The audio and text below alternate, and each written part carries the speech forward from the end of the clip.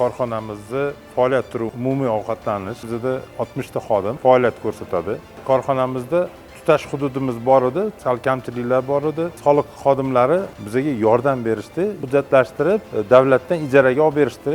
Baraka topishsin, 3 yilga. O'tgan yilga qaraganda mana 13 ta ish o'rni qo'shildi yana. Xudo xolasa yana bizning maqsadimiz yana kengayish, yana soliq xodimlari, ishchi xodimlarni legallashtirishga yordamlashishdi.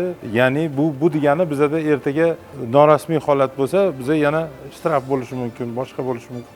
O'shalarni oldini olish maqsadida soliq xodimlari amaliy yordam ko'rsatyapti. Bir so'z bilan aytganda, bugungi kunda tadbirkorlarning soliqchiga bo'lgan munosabatlari o'zgardi, dunyoqarashi o'zgardi. Ya'ni bular oldingidek soliqchidan qo'rqib emas, ishonch hosil qilib, soliqchi bilan hamkor bo'lib ishlashga o'tishdi. Bugun Chilonzor tumani soliq inspeksiyasi rahbari bilan birgalikda tumanimizda joylashgan umumiy ovqatlanish korxonasi va kompyuter ishlab chiqarish korxonasiga borib, ularning muammolari ko'zdan kechirildi. O'rganishlar natijasida umumiy ovqatlanish korxonasida 3,5 sotuvli, ya'ni 350 metr kvadratli tutash hududi bo'yicha hokimiyat bilan hamkorlikda ijara shartnomalari rasmiylashtirildi va yer bo'yicha ijara shartnomalar tuzildi. Ushbu umumiy ovqatlanish korxonasi muammo shunday bo'lganki, yer bo'yicha shartnomalar tuzilish va tutash hududlar bo'yicha hujjatlarni rasmiylashtirishda muammo bo'lgan, joyida hal qilib amaliy yordam ko'rsatildi. Bundan tashqari tumanimizda milliy brendimizga tegishli bo'lgan kompyuter ishlab chiqarish korxonasiga borib o'rganilganda, korxona rahbari tomonidan ish o'rnini kengaytirish va qo'shimcha uskunalar olib kelib korxonaning faoliyatini kengaytirish